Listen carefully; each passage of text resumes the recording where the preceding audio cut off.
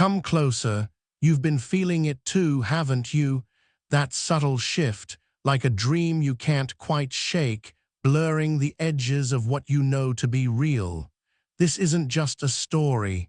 This is a warning. A warning about the perfect lie. A truth so comforting, it strips away everything you are.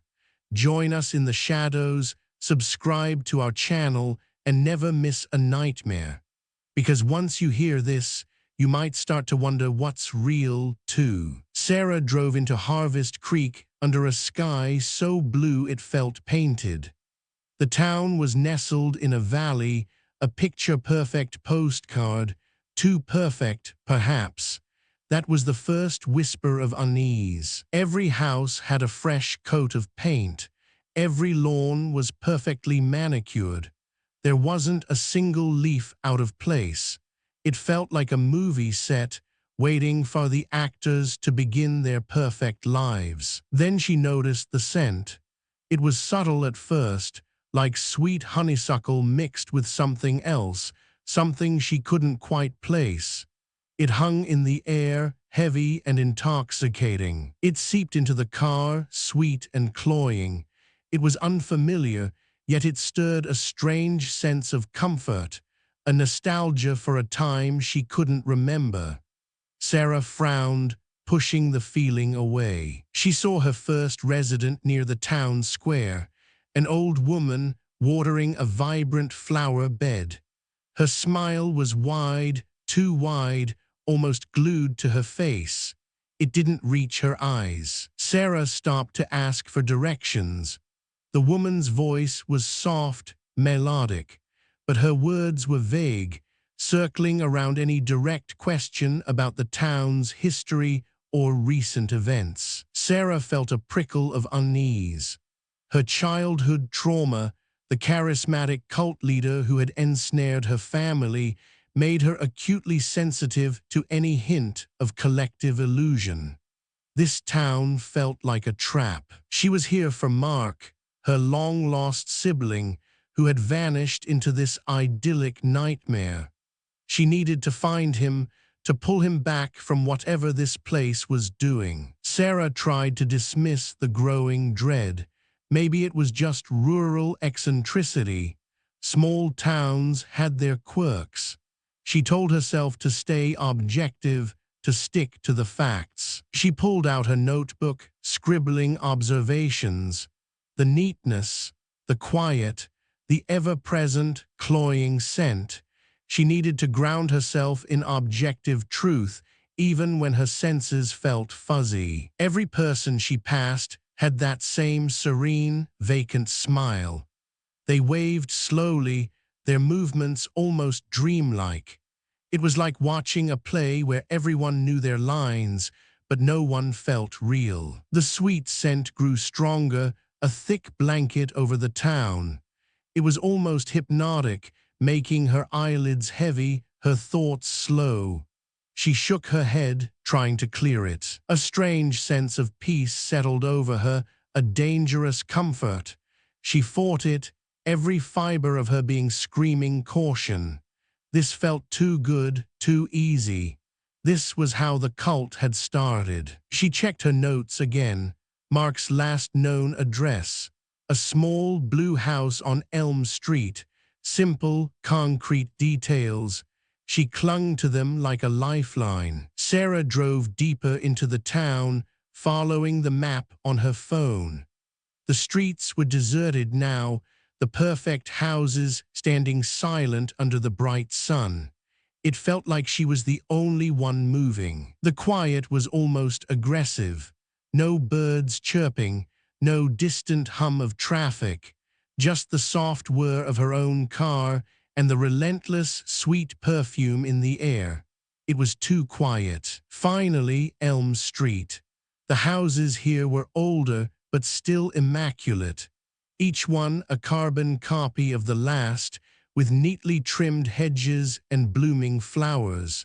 It was hard to tell them apart. She slowed, counting the numbers. 17 Elm Street. This was it. Mark's last known address, the place he'd supposedly moved to months ago. But the house standing there, a bright yellow bungalow with a porch swing, was completely wrong. Mark had described a two-story colonial, painted a dull gray. This was not it. Sarah stared, her mind reeling.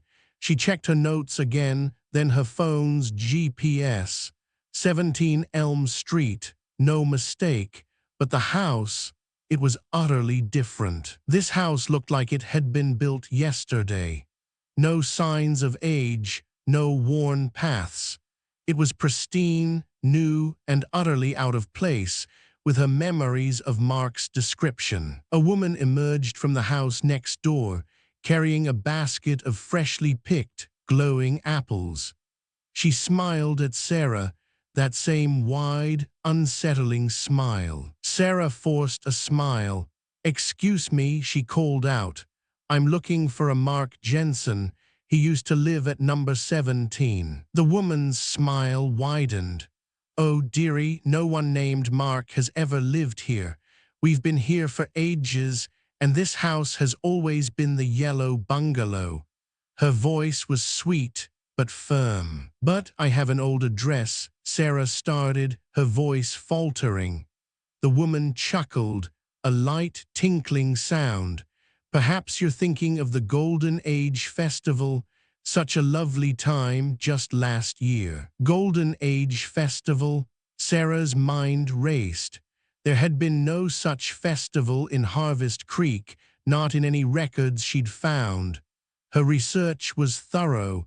This was impossible. "Just last year," the woman insisted, her eyes gleaming with a strange, faraway joy.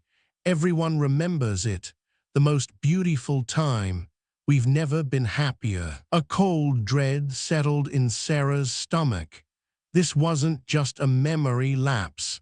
This was a collective delusion, and the sweet, pervasive scent in the air felt like its insidious anchor. The scent intensified, a heavy, cloying sweetness that made her head ache. It felt like it was pushing into her mind, trying to rewrite her own memories, to make her believe this perfect lie. She tried to rationalize. Maybe Mark had moved. Maybe the address was wrong. But the woman's certainty, the town's unnatural perfection, gnawed at her. It wasn't just a mistake. A flicker of doubt. Had she misremembered Mark's description? Had the stress of her work, of searching for him, finally made her lose her grip? No, she couldn't allow that. The neighbor's eyes, though mostly obscured by her hat, seemed too bright, too empty. Like a doll's eyes, reflecting nothing but the perfect, false world around her. Sarah mumbled an excuse, backing away slowly. "I must have the wrong address. Thank you." She needed to get away, to think, to breathe air that didn't taste of sugar and lies. As she drove away, the town seemed to watch her. Every perfect house, every manicured lawn, every smiling, vacant face. They were all part of the same unsettling tableau. The scent followed her, clinging to her clothes, her hair, even her thoughts. It was in her lungs, in her blood. A part of her wondered if she was already starting to forget. A growing panic bubbled within her. The world felt unstable, the ground shifting beneath her feet. What was real? What was a lie? And how much of it was already inside her? She glanced in the rearview mirror. Her own reflection looked back, but for a moment, her eyes seemed too bright, too serene. A subtle distortion, a hint of that vacant smile, played on her lips, hidden by the mask. She tore her gaze away. Harvest Creek was more than just a town. It was a perfect lie, breathing, expanding, and it had just begun to whisper her name, and she was already starting to listen. The memory of her own distorted reflection lingered. Sarah gripped the steering wheel, the sweet, cloying scent now a physical weight in the car. It felt like a warm hand on her mind, gently pushing, blurring the edges of her resolve. She needed answers, real ones. Armed with her notebook, Sarah sought out more locals. She started with the town's oldest resident, a woman named Agnes, sitting on her porch, knitting a bright blue scarf. Sarah asked about the town's founding, its past struggles, any changes. Agnes smiled, her eyes distant. "Oh, dearie, Harvest Creek has always been this way. Since the golden age, you know, perfect harmony." Every person Sarah spoke to echoed the same sentiment. A golden age, a time of unparalleled peace and joy just a few years ago. Their stories were perfectly consistent, yet historically impossible. No records, no mention anywhere. It was like a shared dream woven into the very fabric of their minds. A beautiful, comforting lie. And the scent, oh, the scent, it was now a constant companion, sweet and thick, wrapping around her. The fragrance grew stronger with each passing hour. It wasn't just honeysuckle anymore. It was every comforting memory, every happy moment, distilled into an invisible vapor. It felt like a mother's embrace, warm and inescapable. Her senses, usually sharp, began to dull. The edges of her thoughts blurred. It was harder to focus, to push through the haze. The comfort was insidious, a lullaby for the mind. What would you do if comfort became your enemy, if it promised peace but stole your truth? Sarah fought it, but the scent seeped into her bones, making her tired, making her want to just rest. She found herself humming a tune she didn't know, a folksy, old-time melody. It felt familiar, deeply ingrained, yet she was certain she'd never heard it before. Where did it come from? Then came the distortions. Fleeting, unsettling. She bit into an apple, expecting crisp sweetness, but tasted something metallic, something wrong for just a second. Then it was gone, replaced by perfect sweetness. Later she heard it. A faint, high-pitched whine, like a distant machine. It seemed to come from everywhere and nowhere, a sound that didn't belong in this idyllic quiet. She turned, but saw nothing. Was it real, or was her mind playing tricks? The scent seemed to mock her, its sweetness almost cloying now, a silent laugh at her struggle to hold onto objective truth.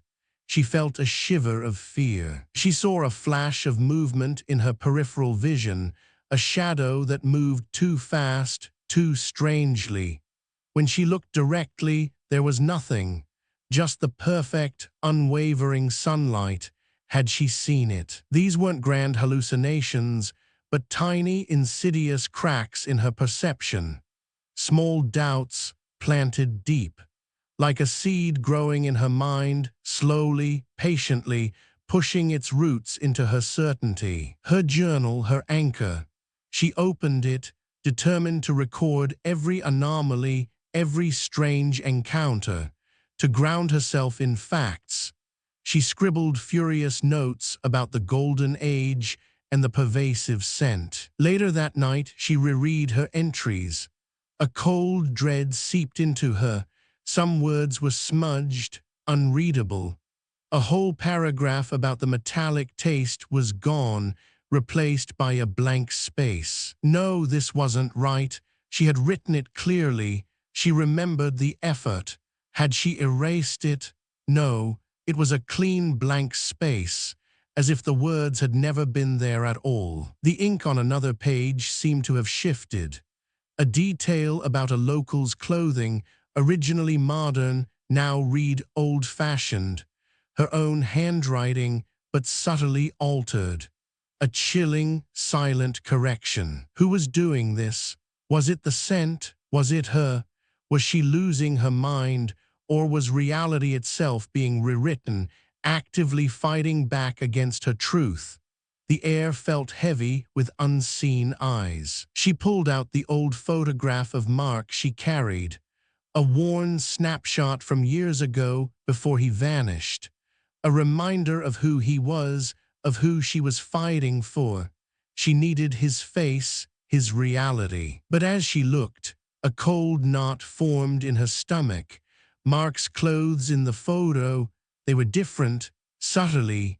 His modern jacket was now a tweed vest, his haircut slightly longer, more old-fashioned. His smile, once natural, now held that same serene, vacant quality she saw in the townspeople. It was still Mark, but it wasn't her Mark. He looked like he belonged in their golden age. This wasn't just a physical change in the photo. It was a direct attack on her own memory, a visual gaslighting. Had she misremembered his clothes, his smile? Had the photo always looked like this? The thought alone was terrifying. If her memories of Mark, her own sibling, could be so easily altered, what else was already gone? How much of her own past was already a lie? She walked past the town square where children played. A little girl, no older than 7, was skipping rope. Sarah paused, trying to find some normalcy, some realness. The girl stopped, saw Sarah, and smiled. "We're playing hide the thimble," she chirped, just like they did in the golden age. Her eyes sparkled with genuine joy. Hide the thimble was a game from the 1800s, harmless. But then the girl added, "And later, we'll listen to the gramophone and churn butter," all spoken with complete conviction, like daily events. Sarah's stomach twisted. Gramophones and butter churning weren't common activities for children in the 21st century, not even in quaint, rural towns. This wasn't just nostalgia, it was a living history lesson, wrong and pervasive. The children were living in a past that never was, a perfect, fabricated reality, and they believed it with all their hearts. What hope was there for Mark, or for her, if even the youngest were lost? Later, Sarah approached the woman from the yellow bungalow. "I just wanted to clarify," Sarah began, "about Mark. I spoke to you yesterday, and you said he never lived here." The neighbor turned, her smile wide and serene. "Oh, dearie, no, I've never spoken to you before, and no, Mark has ever lived here. We've been here since the golden age." Sarah froze. They had definitely spoken. She remembered the yellow bungalow, the glowing apples, the exact words. But the woman's eyes held no flicker of recognition, only perfect, calm denial. Had the conversation even happened? Or had her memory, too, been overwritten? The sweet scent intensified, swirling around her, whispering doubts, offering comfort, promising to erase the confusion. This wasn't just about the town's past. It was about her present, her own perception of reality. The golden age wasn't just a collective delusion. It was actively consuming her, piece by terrifying piece. She felt herself slipping, the ground beneath her feet dissolving into a soft, sweet fog. Her rational mind screamed, but the scream was muffled, distant. The comfort was so tempting, so easy. What if she just let go? What if she just embraced the perfect lie? The thought was a siren's song, beautiful and deadly. It promised an end to the struggle, an end to the fear. She shook her head, a desperate physical act. Mark. She had to find Mark. He was her last tether to objective truth.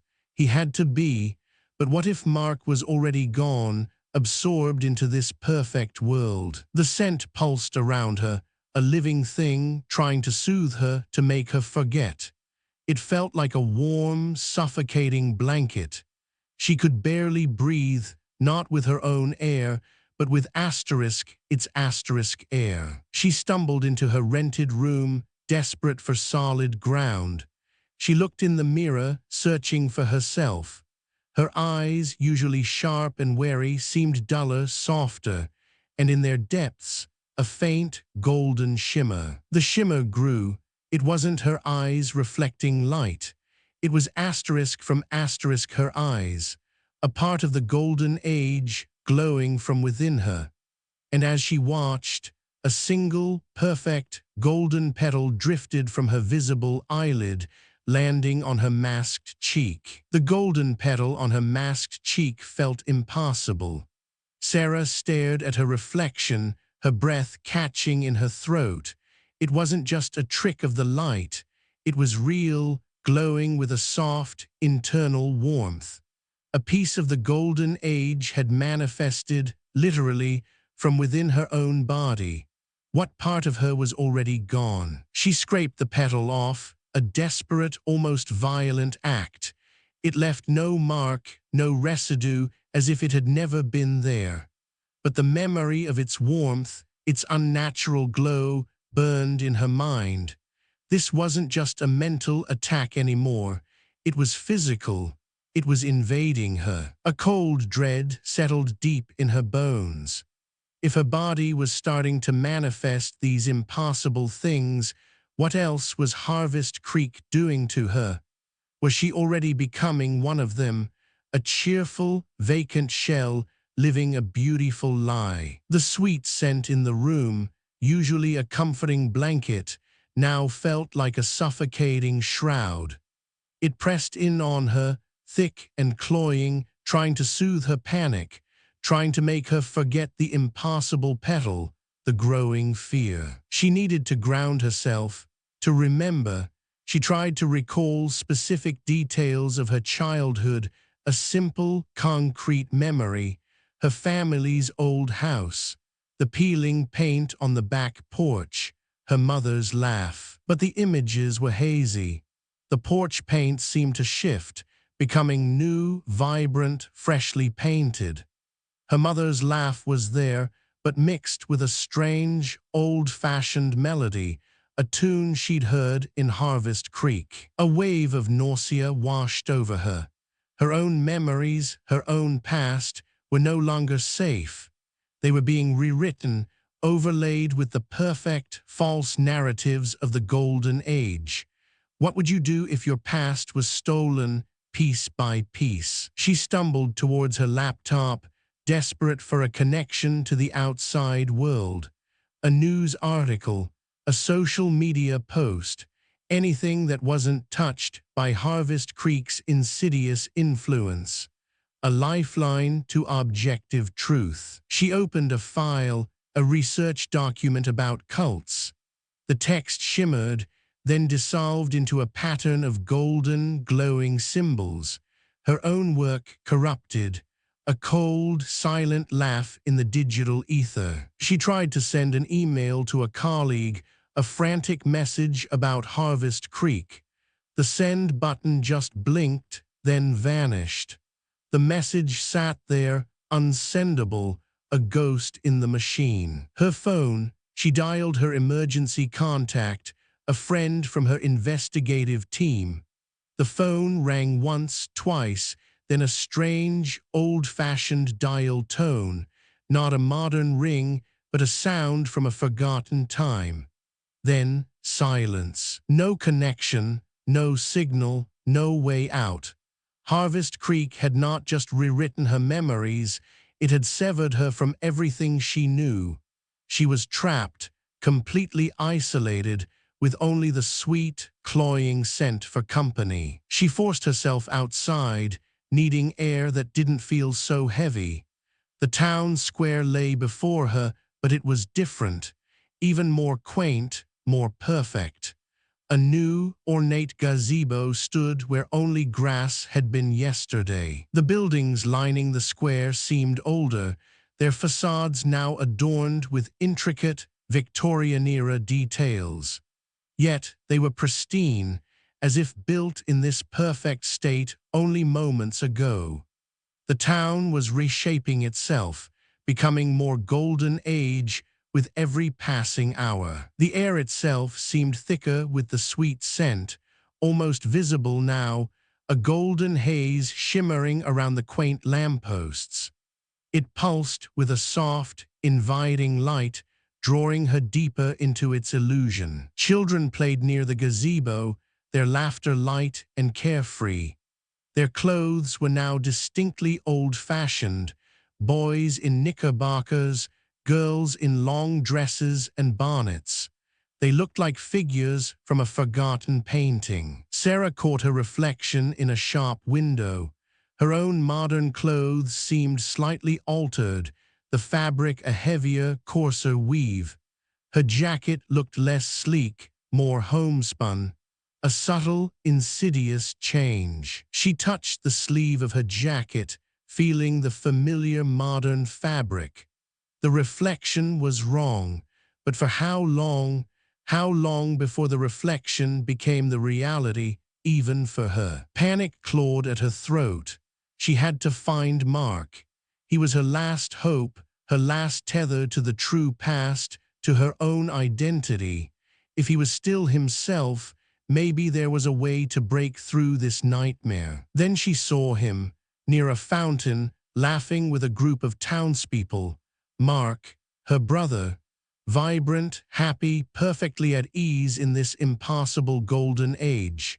His face was clear, unmasked, but his eyes held that familiar, serene vacancy. Her heart leaped, then sank. He looked so happy, so completely, utterly lost. But she had to try. She pushed through the sweet haze, calling his name, her voice hoarse with desperation. Mark turned, his smile widening as he saw her. "Sarah," he called out, his voice warm, utterly familiar, yet subtly wrong. "There you are. We were just talking about the Harvest Festival. Such a grand time." She reached him, grabbing his arm. "Mark, it's me, Sarah, your sister. We need to talk. About home, about our childhood before you came here." Her words tumbled out, urgent, desperate. He looked at her with gentle confusion. "My dear Sarah, what are you talking about? You've always been here with me in Harvest Creek, since the golden age. Remember our perfect life together." His words were a physical blow. He didn't remember. He truly believed she had always been here, part of this perfect, fabricated past. Her brother, her last anchor, was gone, absorbed. The sweet scent swirled around them, intoxicating, trying to erase the pain, to make her accept his words as truth. It was a beautiful, inescapable lie, and Mark was its perfect devotee. She looked away from his smiling, vacant face, her gaze falling to a nearby flower bed, and then she saw it. Clinging to the vibrant blooms, a strange, luminescent micro-pollen. It pulsed with a faint, golden light, the same light she'd seen in her own eyes, the same light from the petal. It was microscopic, clinging to everything, saturating the air. This was it, the source. The olfactory siren, a physical entity, a pervasive anomaly propagating through this psychoactive dust. It was in the air, in the plants, in her lungs, in her very blood. It was everywhere. Mark followed her gaze. "Ah, the golden dust," he murmured, his voice soft, reverent. "It brings us such peace, dear sister, such joy. It reminds us of all that is good and beautiful." He reached out, his fingers brushing against a bloom, stirring a cloud of the golden pollen.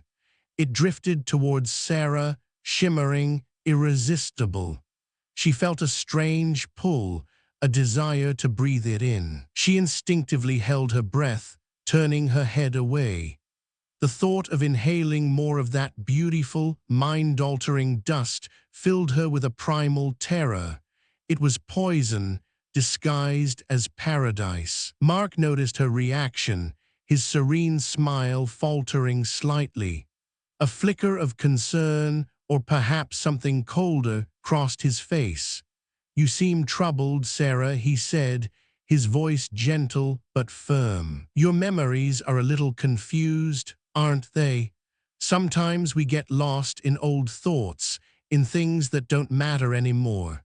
He took her arm again, his grip surprisingly strong. "You need to recenter yourself," he continued, his voice soft, almost hypnotic. "Recenter yourself in our shared joy, in the golden age. It's so beautiful here, Sarah, so perfect." He led her away from the glowing pollen, away from the flower bed, towards the center of the town square. His grip was inescapable, firm but not violent, a perfect, loving coercion. The golden haze of pollen seemed to gather around them, swirling thicker, warmer. It pressed against her, trying to fill every empty space in her mind, every crack in her resolve. It felt like a physical presence, a monstrous comfort. What would you do if the person you loved most became your jailer?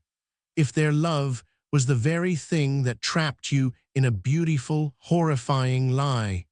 Sarah felt her resistance weakening, the warmth of the pollen seeping into her skin. As Mark smiled down at her, a pure, unblemished joy on his face, Sarah felt a terrifying emptiness bloom inside her. Her own memories, her own name, felt distant, like echoes from a dream. The comfort was winning. And then, from deep within the glowing pollen, a faint, rhythmic thrumming began.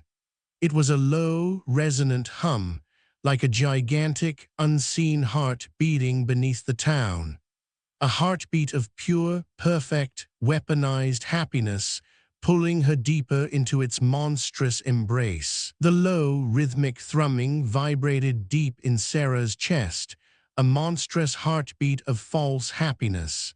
It pulsed from beneath the town, a silent, powerful force pulling her closer to its beautiful, inescapable lie. Her resistance felt like a thin thread, fraying under immense pressure. What would you do if your own will began to betray you? The monstrous thrumming heartbeat of false happiness resonated within Sarah, a deep, inescapable hum. Her mind became a battlefield. True memories, sharp and painful, clashed with the sweet, comforting lies of Harvest Creek. What would you do if your own past turned against you? Each thought was a struggle. Her childhood, her family, Mark's true face, they all wavered, threatened by the pervasive golden haze. The psychological torment was a physical ache, a pressure behind her eyes, a throb in her temples. She saw her mother's face, then it blurred, replaced by a serene, smiling stranger. Her own name felt foreign, a word from a forgotten language. The comfort was a weapon, slowly erasing her very self. Panic, sharp and cold, cut through the haze. She had to fight. She had to find the source of this beautiful, terrible lie. Her only hope lay in understanding the olfactory siren and its insidious power. Driven by a primal need for truth, she pushed past the smiling residents, their gazes gentle but unseeing. The thrumming grew louder, a beckoning pulse leading her deeper into the town's heart. The scent was overwhelming now, a thick, sweet wall. It was everywhere, seeping into her clothes, her skin, her very breath. It felt like she was drowning in liquid gold, a beautiful suffocation. Then she saw it. At the town's center, where the thrumming was strongest, lay a vast, glowing field. Not flowers, not entirely.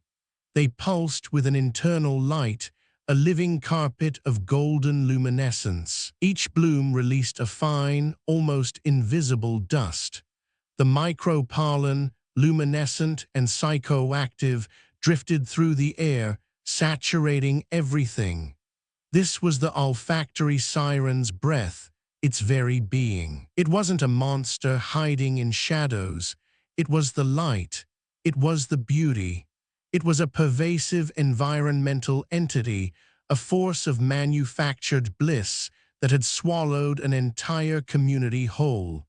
A beautiful, living lie. The air shimmered, thick with the intoxicating fragrance. It was a mother's lullaby, a lover's whisper, a promise of peace that threatened to erase everything. This was the heart of the golden age. Sarah stared, her mind reeling. The siren wasn't a creature to be fought with force. It was the very air they breathed, the very ground they walked on. How do you fight a perfect world? She remembered her research, her knowledge of cults. They exploited desires, offered comfort. This entity offered the ultimate comfort, a perfect past, and it was inescapable. She had to create a shield, a filter, something to block the pollen, to clear her mind. She scanned the edge of the field, looking for anything, any material, to fashion a makeshift defense. She spotted a discarded piece of burlap, perhaps from an old potato sack near a fence. Rough, coarse, it wouldn't be perfect, but it was something. A desperate hope flickered. As she bent to pick it up, a hand gently touched her arm. A young woman, her face serene, her eyes shining with that familiar, vacant joy, smiled at her.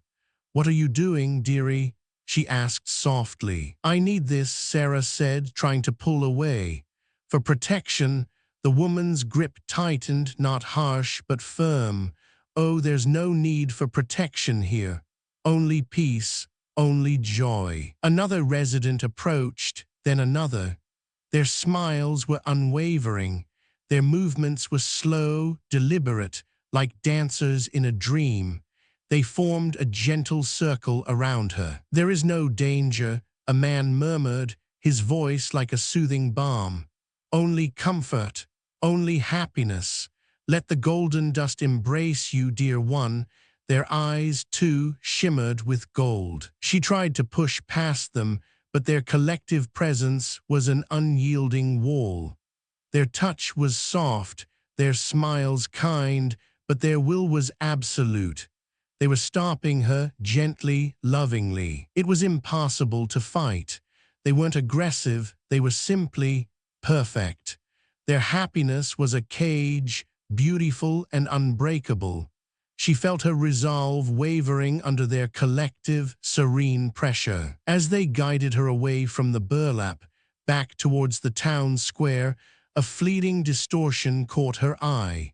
Beneath a perfectly painted facade, a flicker of decaying wood, a glimpse of the true reality. A whisper, faint and almost inaudible, seemed to rise from the ground.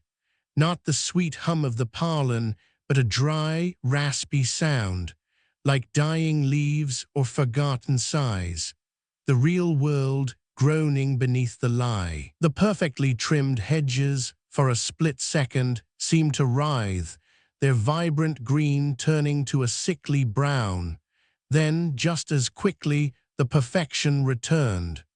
Was she truly seeing it, or was her mind breaking? A child's laughter, so pure and innocent, suddenly sounded like a hollow echo.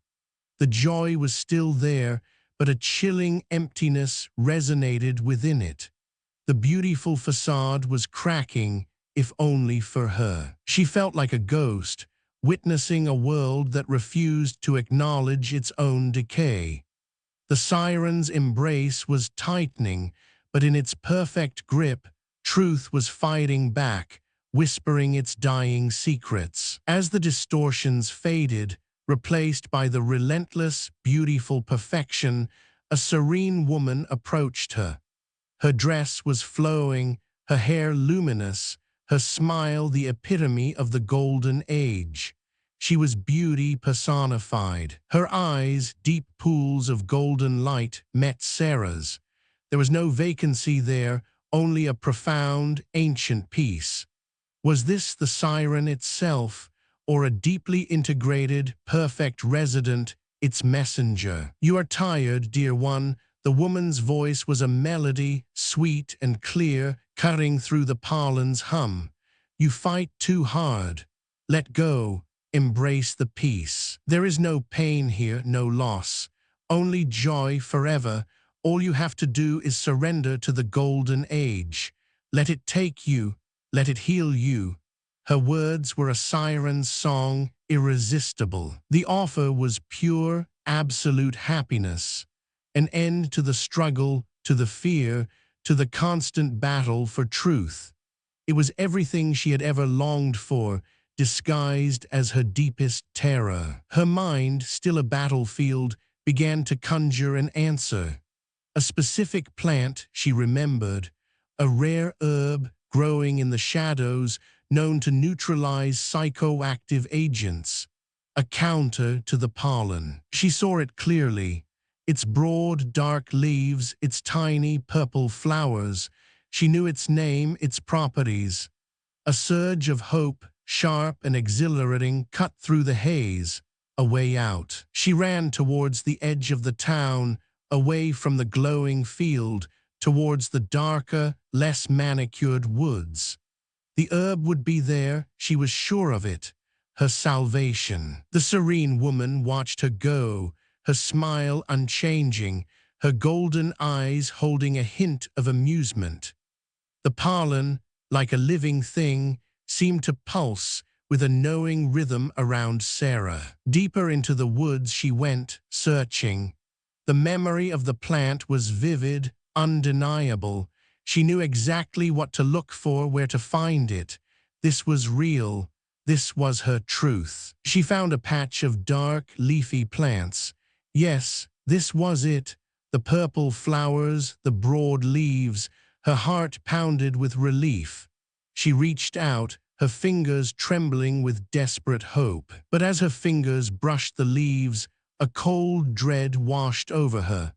The plant felt familiar, yes, but the memory of its properties, its name, its purpose, vanished like smoke. It was a false memory, an implanted thought, a subtle trick of the siren designed to give her hope, only to snatch it away.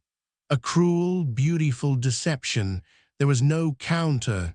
There was no escape. She stood alone in the darkening woods, the sweet pollen now a suffocating blanket. The memory of the plant, its promise of freedom, was gone, replaced by a terrifying, empty space in her mind. And from the deepest shadows she heard it again. Not the comforting hum, but the dry, raspy whisper. It called her name, not with the siren's sweet melody, but with a voice that was undeniably her own. A voice that was begging for release. Her own true self, trapped somewhere, crying out from within the perfect lie. The dry, raspy whisper from the shadows, her own voice, was a desperate plea from a forgotten part of herself. Sarah stood at the precipice, the perfect lie of Harvest Creek, the golden age, beckoning with an almost irresistible warmth. What would you choose, truth or comfort, if comfort promised to erase all your pain? Her memories, real and painful, flickered like dying embers against the blinding light of manufactured bliss. She saw her childhood, the struggles, the manipulative figure, the very reasons she was here. The siren's song promised to smooth away every sharp edge, every scar. The allure was absolute. To let go, to simply float in this perfect, utopian past that never was. To forget the struggle, the fear, the constant, gnawing awareness of a stolen reality. It would be so easy, so peaceful, so utterly final. But the whisper, her own voice, was a lifeline, a faint, agonizing tug back to the cold, hard ground of objective truth. To cling to that truth meant eternal torment, a solitary awareness in a world of shared, beautiful delusion. It meant isolation. She made her choice, a desperate, agonizing choice, to feel the pain, to remember the loss, to carry the burden of what was real. even if it meant being forever an outsider, forever alone in her truth. Could you make such a choice? She found Mark in the town square, tending to a vibrant flower bed, humming that old-time melody. His face was unblemished, his eyes shining with pure, unburdened joy. He was the perfect inhabitant of the golden age. Sarah approached him, her heart heavy. "Mark," she said, her voice raw, "I need you to remember, before this, before the golden age." She watched his perfect smile, dread filling her. He turned, his smile unwavering. "Sarah, my dear sister, still struggling are we, still clinging to those old, confused thoughts." His gaze was gentle, filled with a profound, almost heartbreaking pity. "I wish you peace, dear sister," Mark said, his voice soft as a lullaby, "peace in the golden age. It is all that truly matters." He was utterly content, completely lost in the beautiful lie. There was no reaching him. Sarah looked past Mark, towards the vast, glowing field of pollen. The olfactory siren. Its true nature was now terrifyingly clear. It wasn't malice.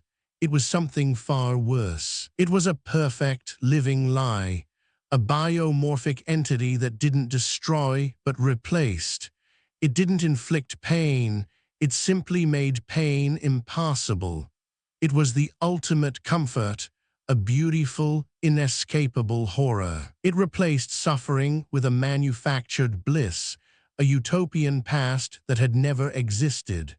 And in doing so, it slowly, gently consumed all true reality.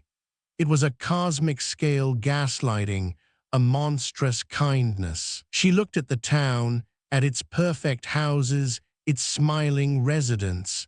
It was no longer a place. It was a monument to erased truth, to forgotten lives, to a collective willingness to embrace a beautiful falsehood. Every perfectly trimmed hedge, every freshly painted facade, every joyous laugh was a stone in this monument, a tribute to the lie that had swallowed them whole. What would it be like to live in such a perfect, curated world? The entire community was a living, breathing diorama of a lie, a beautiful, inescapable lie. And the terror was not its malevolence, but its utter, absolute perfection, its complete lack of escape. How do you fight a world that offers nothing but happiness? How do you resist a comfort that promises to end all your pain? The answer echoed in the silence: you don't. You simply exist, trapped in its beautiful embrace. But Sarah refused to surrender, not completely. She knew she couldn't escape. She couldn't destroy the siren. But she could do one last, desperate thing, a final act of defiance. She would leave a trace, a single, undeniable mark of objective truth.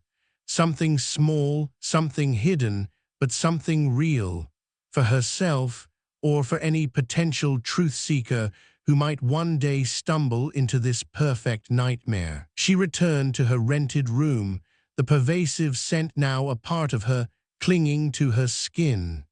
Her mind felt heavy, thick with the siren's influence, but her resolve was a sharp, painful spark. She pulled out her old, worn notebook, the one that had resisted the siren's subtle rewrites for so long. Its pages were her last bastion of tangible reality. She opened to a blank page. With trembling hands, she took a pen. Her mind raced, trying to find the words, something simple, undeniable, a fact that couldn't be twisted, a truth that would resist the beautiful lie. She wrote 3 words, her own name, then a simple date from her true past, and finally a single stark sentence: "This is a lie." She pressed hard, the ink biting into the paper. As she wrote, the air in the room seemed to thicken, the golden pollen swirling more intensely. A pressure built behind her eyes, a silent scream from the siren, fighting against this act of defiance. But she finished. 3 words, a date, a sentence, a tiny, fragile anchor in a sea of perfect untruth. She closed the notebook, feeling a strange mix of triumph and utter despair. Now to hide it. Somewhere the siren's gentle hand wouldn't find it. Somewhere it could wait, a silent testament to a world that once was. A message in a bottle for a future that might never come. She felt a wave of exhaustion wash over her, deeper than any sleep could cure. The act had drained her, leaving her hollow.